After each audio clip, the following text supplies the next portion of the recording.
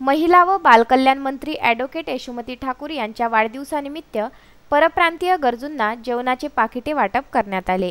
तिवसा विधानसभा मतदारसंघाच्या आमदार तसेच महाराष्ट्र राज्याच्या महिला बालविकास मंत्री ॲडव्होकेट यशोमती ठाकूर यांच्या वाढदिवसानिमित्त समता परिषदेचे कार्याध्यक्ष तसेच ॲडव्होकेट यशोमती ठाकूर यांचे निकटवर्तीय नितीन राऊत यांनी वाढदिवसाचे निमित्त साधून परप्रांतीय मजुरांना जेवणाचे पाकिटे व केळी वाटप केली।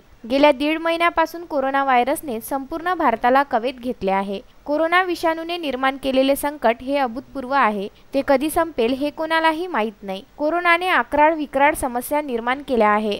गेल्या अनेक वर्षापासून सुरू असलेले उद्योगधंदे कोरोनामुळे 1.5 महिन्यापासून बंद पडले आहे। त्यामुळे परप्रांतीय आपल्या गावी जात आहे। यावेळी नगरसेवक डॉक्टर प्रदीप कुराडे, माजी उपाध्यक्ष मोहन मडगे, संजय गारपवार, सुधीर शिरभाते व इतर मान्यवर उपस्थित होते।